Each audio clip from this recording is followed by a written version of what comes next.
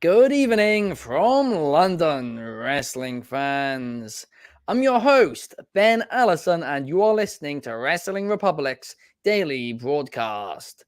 Your one-stop shop for professional wrestling, insight, news, and reviews on a daily basis. And today, it's Monday, and you know what that means. It means it's time for Mailbag, where we answer all the questions that you guys have submitted via our Instagram stories. And boy, oh boy, do we have some mail this week. It's going to be a fun show. We're going to be discussing a lot of different things. We're going to be ranking the four horsewomen. We're going to be talking Cody Rhodes, The Rock. It's going to be a fun one, that is for sure. But before we get into all of that and more, let me introduce the co-host of the show, Clark Taylor. How are you, Clark? You know, I was ready to make my weekly Blues Clues reference, but I feel like it's a bit played out. Now, I'll have to say this. On Sundays, the U.S. Postal Service is closed, but on Mondays at Wrestling Republic, it is wide open. We've got mail today, and I'm excited to get into it. Absolutely, no doubt about it. We have Numero One Superfly in the chat. Shout out to you, Numero One Superfly. And we've got quite a few comments over on Instagram as well, with Random Joe saying The Rock should betray Roman Reigns. That is certainly a boiling hot take. But before we get into that, we've also got to invite in the host of the Soul Sessions, Soul. How are you, Soul? Very well. So, I mean, since you're the host, Allison, and Clark's the co-host, am I like the special appearance? You know, like how you get TV shows like And Soul, or like special appearance by Soul? Or am I just like W/Soul? Yeah, like just like the special thanks appearance sort of thing. I mean, hey, I'll take the title nonetheless. But I mean, yes, I know Clark said the American Postal Service not owning Royal Mail here in the UK never works, so it's mostly Hermes and Amazon. So at least we are above a tier above the Royal Mail, who currently had their previous postmaster stripped of our OBE because of a massive scandal. But we don't have that. We accept all your stamps, first, second, and third class stamps here at the Mailbag Monday. So yeah. Third class? I didn't know that was a thing. We have it's an elite tier stamp. It's got a picture of a pepper dog or something on it. It's an elite tier stamp, a variant, as some say. So it's a very high tier stamp. We have Beetle Chris over on Instagram who's saying, "What's up, Wrestling Republic? And how are you doing specifically, Clark?" Oh, good to have Beetle Chris back. And Beetle Chris is the man. I haven't seen him in a while on the show. Don't blame him at all, but one of my favorites. Absolutely. Friend of the show, Beetle Chris. Ban this man. This man has favoritism. I don't like it. Ban him. Yes. He's a good dude. He's always got quality comments. He's ranking all of those 5 stars. It's what the Instagram comments think we do to AEW now. Always Impact now. I can't keep up with which one we're apparently biased to. It changes by the week. But before it's hard to be biased when you're unbiased. Exactly. I mean, it makes no. I don't understand how anybody can be biased to everyone, but apparently we are. Apparently we're biased to everyone and against everyone at the same time. I think my problem is I like them all too much. Maybe it's just me. That's a good problem to have, to be fair, isn't it? I mean, we got David Marge saying The Rock is going to be on SmackDown this Friday. I can't wait. And he's also confirmed for a couple more SmackDowns, I believe I saw today as well. And this leads us perfectly into our first question, which is being asked by Umaga_wrestler, who's saying, will Cody versus Rock take place before WrestleMania? And of course, this all stemmed from Cody Rhodes saying in his promo at Elimination Chamber that, hey, let's do the match and let's do it before WrestleMania. Then Seth Rollins kind of got in the way and said, hey, it's never one-on-one when the Bloodline are involved. So I'll step in and I'll help you as well. So coming out of that, everyone was a bit confused. Were they teasing a singles match or were they teasing a tag match? And over this past weekend here at Wrestling Republic, both me and Cody spoke about this backstage drama here at Wrestling Republic about whether or not this tag match will be happening on night one. There's been a big divide. The team is divided. Arguments late into the night about it. But I will say this. That trailer was blatantly teasing a tag match. But that promo was teasing a singles match. And the most interesting thing was Cody said before Mania, now I'd be shocked, absolutely stunned, stone cold stunned, right? If The Rock versus Cody Rhodes happened on a random episode of SmackDown. But hey, maybe it does. Maybe then that leads to a triple threat at WrestleMania somehow. I don't know. This all feels very complicated. I don't hate that though, because at least it's not predictable. Somebody a minute ago said WWE feels predictable at the minute. That was, let me read out their name. I can't find it. There's so many. Lemon_drop.25 said that he said hot take, or maybe not, but WWE has been predictable as of late. This feud is anything but predictable to me. It feels like, anything can happen. And I really don't know where this is going to go. But Clark, what about you? Will Cody Rhodes versus The Rock take place in a singles match before WrestleMania, like Cody Rhodes said at Elimination Chamber? I think it will. I just still have a hard time wrapping my head around the idea that Seth Rollins is going to work twice on Mania weekend. I could see him having a match night one and then appearing night two, maybe during the main event or something like that.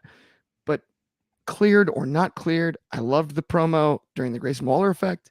Cleared or not cleared, you're still looking at a torn MCL, torn meniscus, things like that.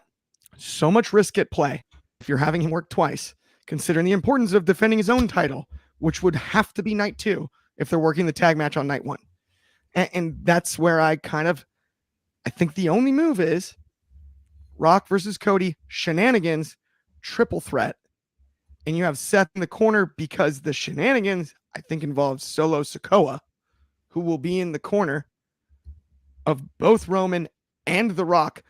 I'm not exactly sure how we insert Rock into the match and make it a triple threat, but I see Solo Sikoa being not just the thorn in Cody's side, but the thorn in Cody's neck on the night he has to face The Rock. And I think that's how this goes down.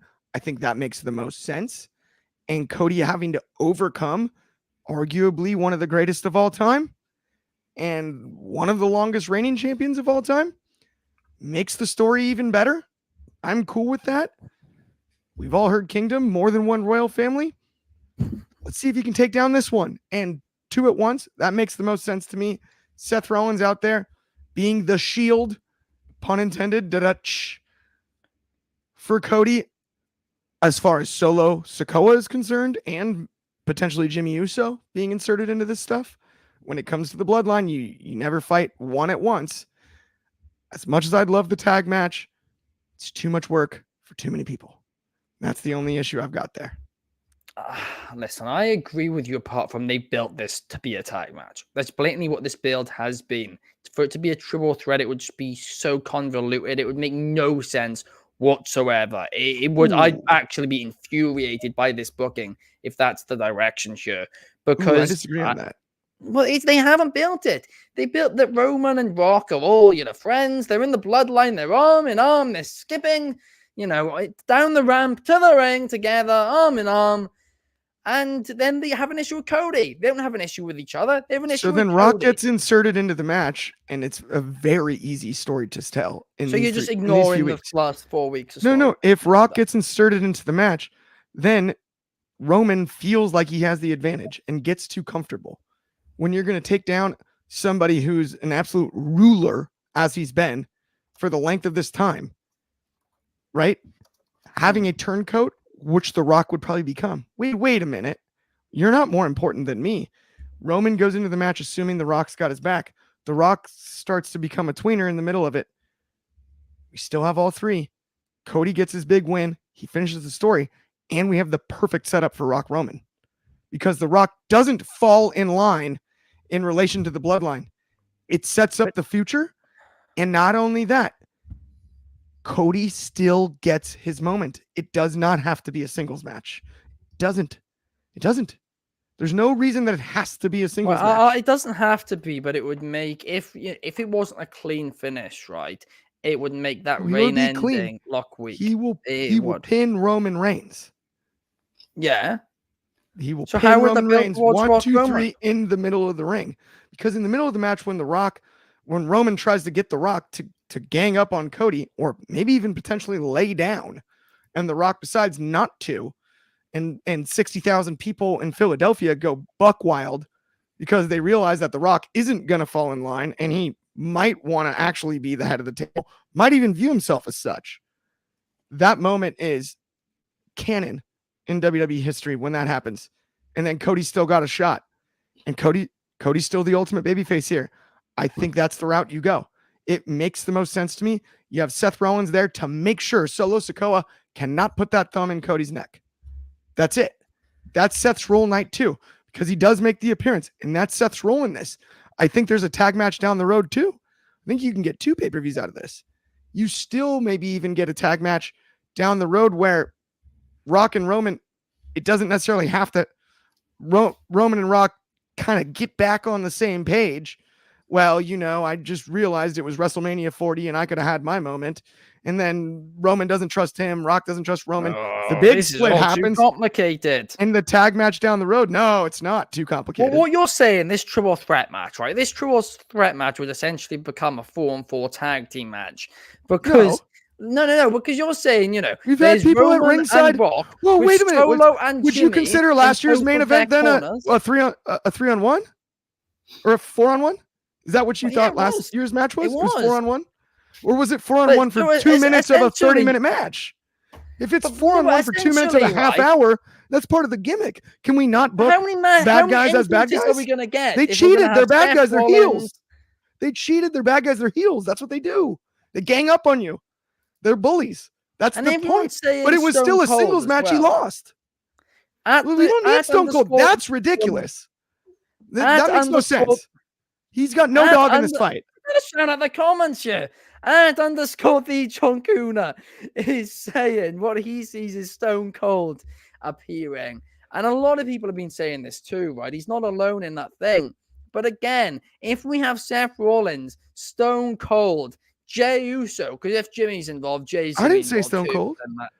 No, I know you didn't say Stone Cold, but everybody's saying Stone Cold's coming out this night, right? So you've got those 3 coming out for Cody. You're then having Roman and Rock together, and then Solo and Jimmy with them. I actually, to be honest, Clark, right? I don't think they entered together. I'll take back what I said, actually. If it's a 1-on-1 match and you get this many people coming out, The Rock trying to help Roman, whatever, it would still be convoluted. It would still be messy. It would still be over the top. But because of the bloodline story, from a storyline perspective, it would work. But it's when you chuck in Roman Reigns and The Rock together. I mean, it's literally a handicap match. But then it's like, I don't know. There's just so many factors in it that I think the crowd will just be confused at times. I think it's making things overly complicated. The move, it's clear as day. This isn't how they should have done it. But from where they are now, because they've been building this tag match, the move is clear as day to do Seth Rollins, Cody Rhodes versus The Rock and Roman night 1. Cody Rhodes beats Roman Reigns in the middle of the ring, clean night 1. Night 2, Roman Reigns beats Cody, because I think we all... And so when Cody Rhodes tears his Achilles and can't wrestle night 2, who's in the main event? Who? If Cody Rhodes tears his Achilles, who's in the main event night 2? Well, he's wrestling on 3 live events that week anyways. You can say the same thing. But you can't wrestle with a torn Achilles. And if you're going to be in that big of a match night 1... on any of the 3 live events. But if he does, it's the biggest card. It doesn't change anything. I mean, by the way, gate-wise, don't you see a bunch of resale tickets as soon as your main event is injured? He's working live events. I hope he doesn't either. I'm not rooting for that. It's a ridiculous risk to have that week. To have the 4 biggest names work both cards is way more absurd to me than in weaving them all into a storyline. To just go, we're going to make sure our 4 biggest names are on both nights. That's outlandish. That's we've only had 2 nights for like a decade, and to just go like, okay, we're gonna take our four most famous people we've got, and just make sure that they work twice each. I mean, that's they're not. like, The Rock's not working twice. I don't need to be super spoon fed either. Like on just it. To me, that's a throwaway too. Not only that, you're stepping on the rest of the talent, and it makes Rock a bigger heel. Them all out or something. Like, I don't know. They're not all gonna get injured. There's no. Imagine the odds. But that if 4 people got injured in one match, that might just be a sign from God. Could you imagine if Return of the Jedi came out the day after A New Hope? That is just bad storytelling. You don't do that. I agree with you. I'm not. No reason to pinch it into makes 2. More sense than a triple threat. At least I gave us a shot where there's an extension coming out of this. From the point they put themselves in, I agree. That's why I think they should do a tag match. I agree it should have been a triple threat. I'm not even disagreeing with that. They should not be doing 2 matches. I agree on that point. But the way they booked it, a triple threat makes no sense. But I do want to get Saul's thoughts on this because we had a lovely intense debate. But Saul, great chat. Saul clearly is sleeping from it, isn't he? I mean, he's not enough AEW for him, is it?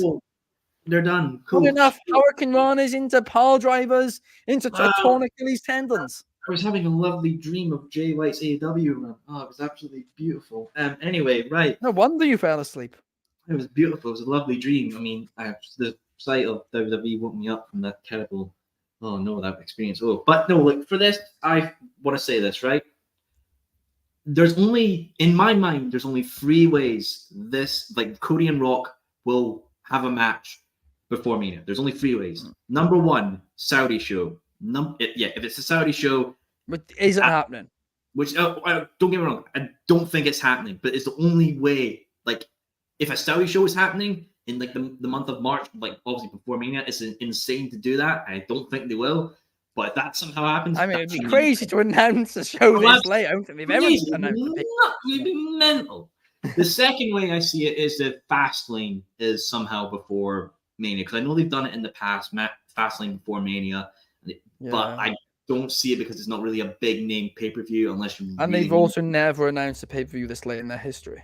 I know, I don't see it. The other thing is this: SmackDown main event, Cody versus The Rock. It's the main event. Rock's in the ring. Cody comes out, and Cody gets jumped by the Bloodline. Everyone jumps him, and it's basically just a massive tease.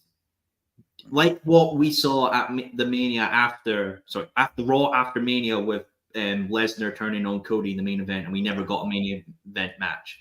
That's how I see it. It's a setup to the main event, and you could easily have Rock like fake pin Cody because no bell started, and that could be the mindset of The Rock. Is like, I pinned the Dream, and then at Mania when Cody beats Roman, Rock can see himself as superior because he pinned the Dream. That's how I see it.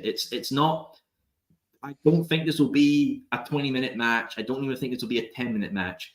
If anything, if it happens on a SmackDown, which is the most likely thing, it is set up to Mania. That's all I see it being.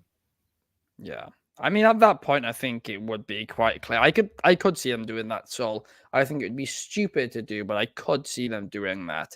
I'm afraid that maybe once again you've correctly predicted something, but I mean, it's the comments are all fighting. Actually, it's not actually that bad, to be honest with you. For once, Philip 55115 saying WrestleMania triple threat match. We got Bobby Petito. Hello, Bobby. And David Marge is agreeing with you. You guys saying, triple threat match. I hope you're having a great Monday as well, Bobby. But now let's move on to the next question. Let's move on. Oh, it's pretty much the same. It's pretty much the same topic again. Let's get right back into it. This question is, how do you think WrestleMania 40 is going to end for night 1 and night 2? And it's from Caden B. Castro. I mean, I will very quickly say how I think it's going to go. Tag match night 1, Cody pins Roman. 1, 2, 3. Night 2, Roman Reigns pins Cody. 1, 2, 3. then Rock turns on him post-match. And then they build up Rock Roman for next year, and we have another year of this reign. What are your thoughts, Clark? I am not going to go UFC 1 and have my talent work too many times in the same night, personally, as far as my opinion's concerned. And I'm going to go with the end of night 1. Becky Lynch stands tall with the world title as the man, and the crowd goes ballistic. And I think night 2, I think we hear the greatest shower of boos in the history of professional wrestling. I think we're in the perfect city to just have an absolute rain shower of boos when Roman Reigns once again cuts Cody Rhodes in half, pins him 1, 2, 3 clean in the middle of the ring, and the story's not over yet. That's the way I would do it. I suggested a hypothetical earlier in which Cody does finish the story, and that's fine. That can happen. If it's my choice, if it's what I want to happen, not what I think, which I know is what the question is, I want Roman to cut him in half. Dead in the center of the ring with the spear. I want Roman Cody to lose. I want Cody to lose and extend the story even longer and have the moment in the Garden on the first Netflix show like we discussed. A few months back on the Daily, I want this to go to the Garden, and I want it to happen at the Garden for history's sake. That is what I want to happen. It is not that I do not want. It is not that I don't want Cody to finish the story. That's a good point. It's not that I don't want Cody to finish the story. That is not. Do not get that twisted. I want Cody to finish the story. I want him to finish the story in the most proper moment in Philadelphia against Roman Reigns with what a Philadelphia crowd can sound like. We are set for boos, and that's where when the triple threat match potentially could happen or does happen, it's the perfect scenario. There is an out because The Rock was there. There's an out as far as Cody not getting the victory just yet. And I would greatly appreciate one more time for the cookies to be on the table, and they just need a little bit more time in the oven. You know, mom's not ready to serve the cookies. Not just yet. The chocolate chip cookies are too soft. Put it in back. Let it cook a little longer so you get the, the nice edges of the cookies, still soft in the middle. Cody Rhodes goes over down the road at the Garden. I view Netflix Monday Night Raw. That's the time to do it in my eyes, because it's also Philadelphia. Part of it for me is, if we thought LA the reaction to Roman Reigns going over at 39 was wild, do the same thing in Philadelphia. Do it again. Philly would go if we're nuts. And if we're gonna do it again, see that do it because again. I want to see the world burn. It would be electric. Yeah, and you all thought my predictions were bad. It's not bad. That's what I want. My prediction is that Cody finishes the story. Clark, what I want to happen is not that. I would like to my prediction's Roman's winning. My prediction's Roman's winning. I just don't think he should. So we're flipped on that. Lads, I would like to come back to a wrestling fandom to be there. I don't want it to be nuked to existence because everyone's all heated when Roman wins. We get another year of tribal chief fandom. Please, I do not want that. It won't be a full year this time. Look. You know what? If that happens, fine. Just give me Drew as champion. I'll be happy with Drew as champion. Well, I do think we're getting Drew as champion, but so you just mentioned you've been getting heated. Well, guys, I've been getting heated about something as well, and I've been getting heated that there's just so many different links everywhere. If I want to find, us on YouTube, I've got to search us up. If I want to find us on Twitter, I've got to search us up. Same for Twitch, same for Instagram, same for all the platforms. Well, our good friends over at Next Level have the solution for you, because now all our links are in one place, and that place is nxconnect.me/Wrestling Republic, where you can see all our content across all platforms linked in one place. And not just that, but exclusive content too. There's a wrestling community, thriving on there, and it's just getting started. I was thinking about this the other day, right? Imagine if Wrestling Republic started just when, Instagram started back in 2012. We'd have had another 4 years. We'd be even bigger. We'd have even more following. So don't make the same mistake, guys. Join Next Level now and start building your following. What have you got to lose? It's a great fun app. You can download it and make sure to use our link, nxconnect.me/Wrestling Republic, to see all our content across all platforms, all in one place. But so I now want to get your thoughts on this next question. And this next question is submitted by at Thomas.blz, otherwise known as Thomas Gramaggio. Shout out to you, who is asking, what do you guys think about the New Japan Cup lineup and who is your pick to win the tournament? Ooh, this is a good one. So, who's your pick? I mean, when I saw this announced earlier, I was quite impressed just with the names in it. Let me list a few off for you. We've got Sanada, Yoshihashi, Evil, Hikuleo, Takagi's in it, Gabe Kidd, Jeff Cobb, El Phantasmo, and so many others. And I do think this could be very fun. I feel like this will be an enjoyable cup. It's going to have some great matchups we're going to get. But who do I think should win it? Well, before I say who should win it, I want to go over who I think should be in the finals. Zack Sabre Jr. versus Jack Perry. Have that be your final match. Because, look, Jack Perry being this is interesting enough as it is, because it's Jack Perry as well, not like the whole scapegoat thing I'm interested in. He's going to be at the Chicago show, which has been an exceptional seller. Yeah, it has. Going against Shuto Umino. I think, honestly, though, have Zack Sabre Jr. and Jack Perry in the final and have Jack Perry win the cup. Wow. When Jack Perry wins, think about it. What then can the scapegoat gloat about? You can say he's beaten the new best in the world that Danielson christened at Wrestle Kingdom. You could then say he's beaten a man who's beaten Danielson. He's beaten a man who crossed over in the Forbidden Door. And where you go from that, give him a championship match for the IWGP Heavyweight Championship. Look, I know people are going to hate that because he hit their prettiest little punky man. He hurt him with the real glass. About that. It's about the fact that I think we all believe, right? We don't know, but we all believe he's still under contract in AEW, right? Because, I mean, surely they'd have put out a statement that they gave a Punk or and everyone else who's left if that's not the case. You've essentially, once again, AEW in a partnership are putting their talent over against, people, other companies' talent. I think he should I think he should win his first match. I think he should win his second match. But his third match against Sanada is when I think Jack Perry should lose. And unfortunately, I think Sanada is going to win this whole thing. And we're going to have Naito Sanada again. I think having beat Sanada, think about it, the young jungle boy lost to Sanada at Forbidden Door.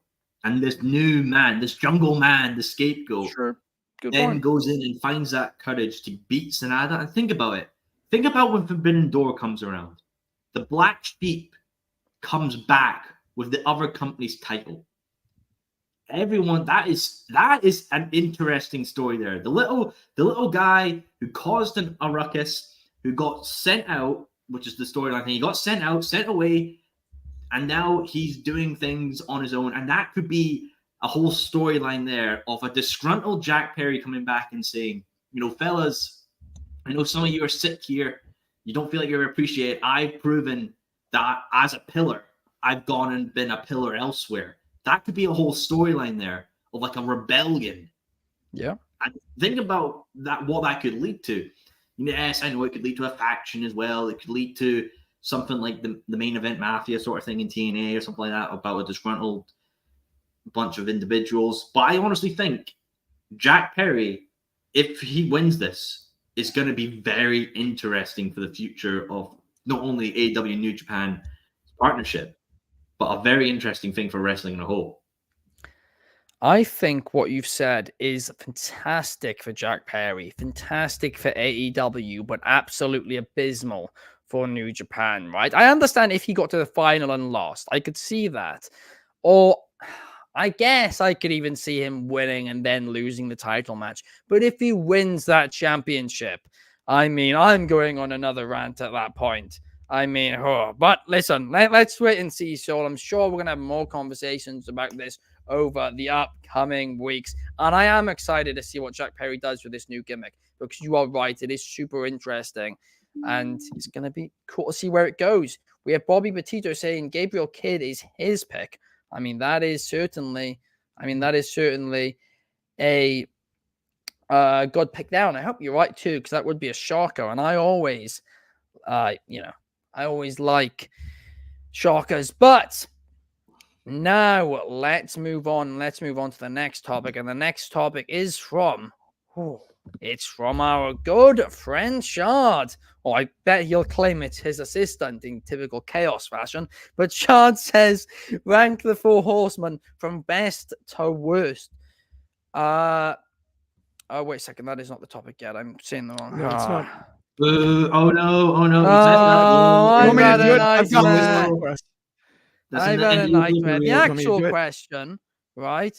And this makes sense. My list was all scored the wrong way. The actual question is from Melissa.Robinson05. Shout out, Melissa, who says, should Swerve win the AEW Championship at Revolution this Sunday?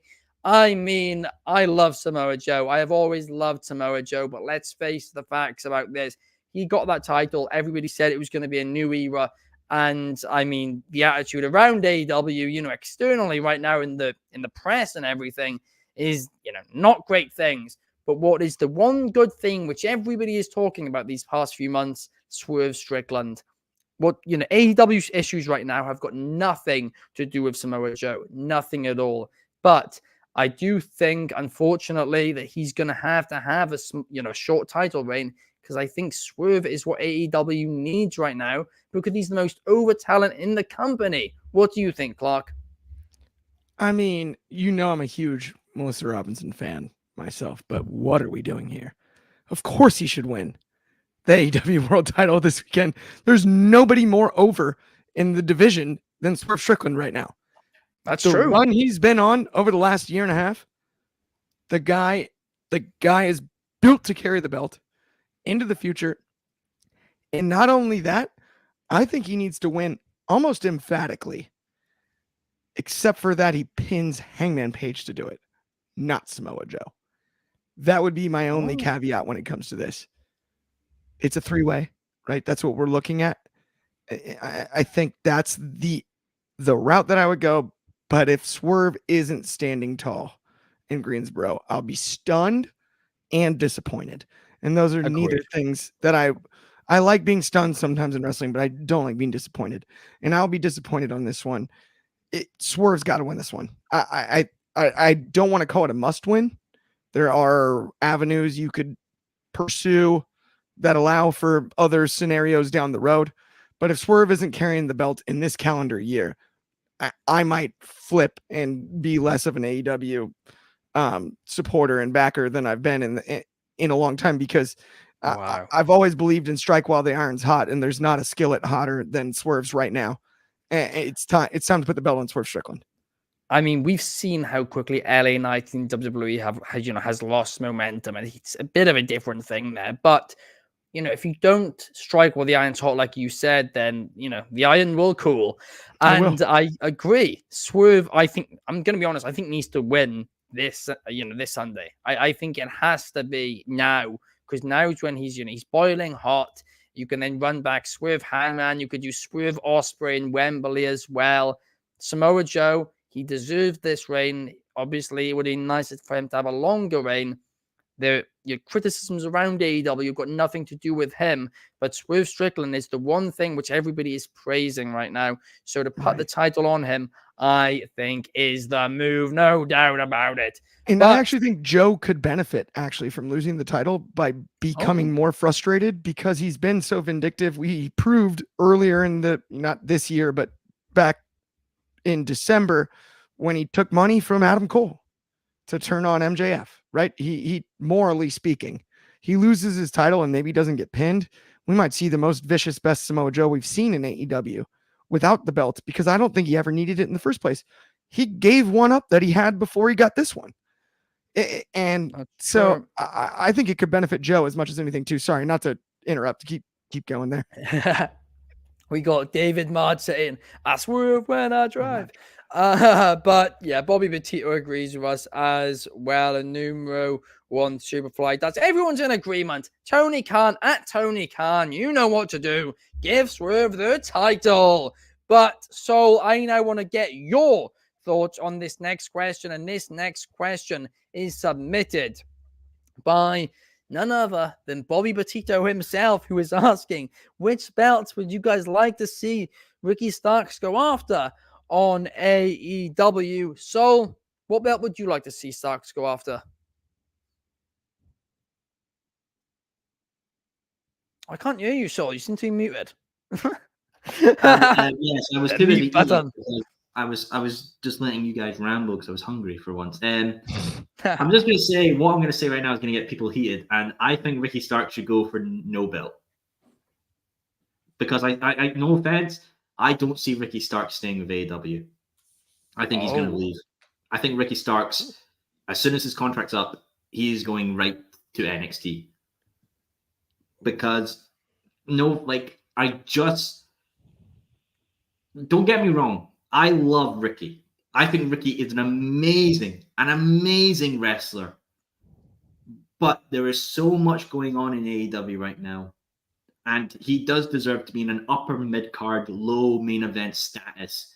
But when you've got people like Adam Copeland, Christian killing it, Joe, Hangman, Swerve, the whole thing going on with Sting and Darby and the Young Bucks, and other single stars as well with the Adam Cole MJF thing when that reheats up after Adam Cole's injury comes back. Because as soon as that goes in, that's going to be your next main event feud. Is with Wardlow going after Swerve when I think Swerve wins at Double or Nothing. He's not winning at Revolution. Sorry. That becomes a feud there. Then it goes into a feud with Wardlow and Adam Cole. Cole could win that, and then that goes into MJF. But going back to Ricky, what I've said there is so much that I think Ricky is suffocated with all that going on. He is a good, I want to say he's a good fish, but the pond is massive, what he's in. There's so much going on in the pond. And I think someone who is that young and that much drive and energy would benefit somewhere else. I mean, if he still wants to stay in like the AEW bubble, let him go to New Japan, because he could do amazing things in New Japan.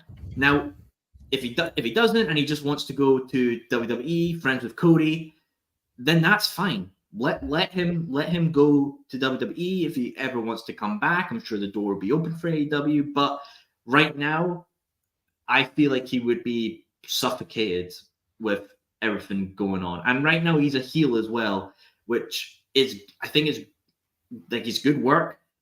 But the heel side in AEW is already mountains above what it is. You know, Swerve's kind of like in betweeny. Hangman's going the darker route with the mustache from the 1980s.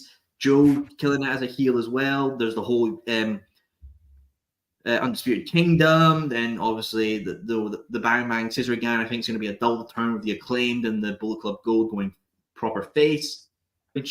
Ricky Starks becomes face. You have a little feud maybe with Big Bill to do something, and let Ricky Starks go after the international championship that is held by Roderick Strong. But honestly, if you're going to do this Undisputed Kingdom storyline properly, you need them to be dominant for a while and hold the championships for a long time. So honestly, if you had to twist my arm, international championship, but I don't see Ricky Starks staying with AEW. I mean, here's the thing. If they know he's leaving, I agree completely. They shouldn't push him for any title. I agree. But if he isn't necessarily leaving, I mean, they should 100% be putting him in a title picture, right at the top. They should be booking him better than he has been booked. He should be on TV more than he has been. And the reason for that is he is young, whereas a lot of these guys who they have in their main event scene aren't going to be there in like 5 years. I mean, WWE have had a similar problem too, but that's not an AEW exclusive thing. But I'll quickly change my mind. If you want to keep him a heel, Continental Crown. Let him go for the Continental Crown. Yeah. That in all seriousness, that would be a solid one for him.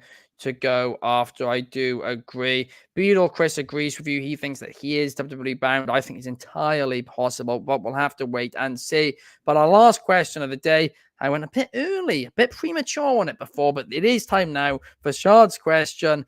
And Shard has submitted the question: rank the 4 WWE Women's Horsewomen from best to worst. I'll start this off, right?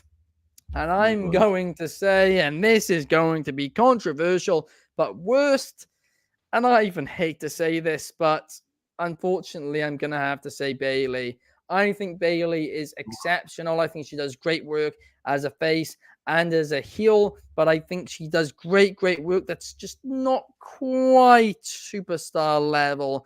And it kills me to say this because she might actually be my favorite out of the 4. But I'd put her, 4th. I'd say she's the worst, even though she is incredibly talented. Then in 3rd, I'm going to say Sasha Banks / Mercedes Moné, and a lot of this is because she hasn't done that much over the last couple of years. I actually think her stock has gone down slightly, dare I say. She's still a superstar, but these are 4 superstars right here, right? And she's fantastic on the mic. She's fantastic in the ring. But the fact that she got injured during that, run where she risked it all and went to Japan, and that kind of slowed down her momentum. She's had, barely any matches over the last 2.5 years now. So for me, I would put her 3rd. 2nd place, I'd put Charlotte Flair. Charlotte Flair, I mean, she is so good in the ring. People don't realize how great she is between those ropes, right? Literally every, main event level match she has, she steals the show. She does phenomenal. She does the small things excellently. And also, she's just amazing on the mic. She's got the star aura around her. But who is number 1? Well, number 1 is the biggest star of them all. And that's not subjective. That's facts. That's factual based on statistics, right? And that person is the man, Becky Lynch. Becky Lynch, right? I think when the 4 Horsemen originally started, I think she was kind of seen as, the worst out of them. But in the end, she has become the best because she has become the biggest star out of them all. She puts on great matches in the ring. We saw that with her NXT run last year as well. But she's also fantastic on the mic. She knows how to reinvent herself, but also she feels like a star. Seriously, there are 2 people in WWE right now people who aren't wrestling fans text me about, and those 2 people are Becky Lynch and Rhea Ripley. And yeah, that's my 4. But Saul, what about you? How about you rank the 4 women's horsewomen in WWE? So 2 key points for this. I only included when I saw this question, I actually thought for once, which is a surprising thing for me to do, I should think. I only included from NXT to main roster. So I'm not including Mercedes Moné's time in Japan or FCW or anything like that. As well, I got into wrestling in 2019, so kind of more modern knowledge for me of the Horsewomen. I have looked back at some of their NXT stuff because I watched the good documentary that Bayley and Sasha had on the NXT, as well as the Four Horsewomen stuff in the showcase mode in one of the 2K games. So, number 4, first of all, I don't think any of them are bad necessarily. I think they're all very good. But from me, at the bottom of the list, personally, is Charlotte Flair. Main reason for that is I feel like with Charlotte, she's always just been inserted in. Look at the triple threat at Mania. It meant to be Ronda and Becky, and then Charlotte was just shoved in as well. Then there's the whole thing of like Charlotte's won the most titles of out any of the other 4 horsewomen, but it just feels like it's been a charity token given to her just because she is a star in herself, yes, but it's just always been given there, and it's just having that. And look at that Royal Rumble win for the NXT Championship during the pandemic times. Honestly, it was worthless and a waste of a Royal Rumble win. She is a good in-ring worker, but I feel like her promos and all that are all very samey. I'm the nasty queen, boo, boo, boo, can't really maybe do a face. Could be a lot more, but I feel like there's just a bit of a stigma with Flair. No fault of her own. It's just the whole internet wrestling community thing. Number 3, I'm going to go with Bayley. So, keyword, when I got into wrestling as well, I didn't really see much of the hugger character. And I remember my first image of Bayley is her coming out with a new look and cutting her Bailey buddies down. That was my first ever introduction to Bailey, and I honestly loved what she's done after it. I remember the whole championship run she had during the pandemic as well. Her and Sasha during that whole time, they held basically every women belt minus NXT. Yeah. Was great. It was truly entertaining. Loved it. And they had a great match as well down the line. Great story. I feel like Bailey is someone who was viewed by people as typecasted as the hugger character. But when she changed it up, everyone rethinked it. And then when she came back with Damage Control, started slow, but then it became something noteworthy. So great there. Number 2 is Mercedes Moné, Sasha Banks. I feel like she has got a great character who can flip between good and, bad in WWE. She's had banger matches as well. Look at the Iron Man match in NXT. She's been a history maker within WWE as well from the women's side. Feud with Bianca Belair as well. Inaugural Tag Team Championship win for the women's division with Bailey. Started off with good, strong, and then just went spiraling out of there. Tried to make them something else, then took a shot on herself and went elsewhere, but we're not including that, obviously. But I still think Sasha has done great stuff in WWE and, is remembered by a lot of people. That's why she has so many, I would say, fan accounts out of all the Force Horsewomen, because she has a connection with the audience and is truly loved by them. And, of course, number 1 is the best all around. Star of the Marine 6, Becky Lynch, the man. I mean, what can I else say more about Becky? When I got into wrestling, she was the number 1 woman talked about no matter what. Above everyone else, it was always about the man, Becky Lynch. She's also just an enjoyable human being as well. Always fun in interviews and out of it in personal life. Just seems generally fun and enjoys what she does as well. So, yeah, I mean, Becky Lynch is the man for a reason, because she is the best out of the 4 horsewomen. Absolutely, I agree with you there. But Clark, I want to find out, what do you think about this one? Well, I respect the question, and I love Shot as much as anyone. Get those 2s up for the Tuesday Night Delight. But if I wanted to split hairs, I would sell fur coats. And what I will tell you is I'm not going to rank them 1 to 4, because I don't think that's how it works. They all play different roles and they all do different things well. I think Bailey is the most versatile. I think Sasha Banks, charismatically, charisma-wise, bell to bell, as good as anybody in the entire world. Charlotte Flair is the solid bell-to-bell worker with the it factor that you just can't really find. And then Becky Lynch is the otherworldly example of it factor and charisma. They're all 4 all-timers. They're all 4 of the very best in the world. And if we want to split hairs and rank them, to be fair, I'm going to go 1A, 1B, 1C, 1D, not in order. That's the way I look at it. I can't rank those 4. It's 4 of the best to ever do it. What was the point in putting it like that? 4 of the best to ever do it. I can't do it. I'm not going to do it. Fair enough. Fair enough. I do agree. They're all excellent.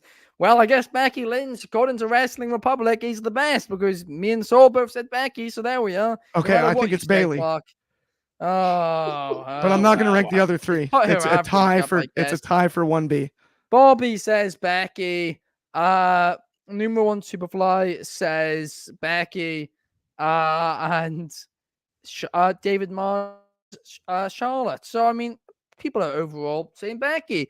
But on that note, guys, thank you so much for listening to today's show. There's been so many questions, but it has been a blast. That one is for sure. Thank you to Clark for joining me. Thank you to Sol for joining me. And most importantly, thank you to all of you guys in the comments and just people who are watching for joining us here as well. We'll be back same time tomorrow for the Raw review. If you're on Spotify, please give us a cheeky 5 stars. Like, subscribe on all the other platforms, and we'll see you guys tomorrow. Peace!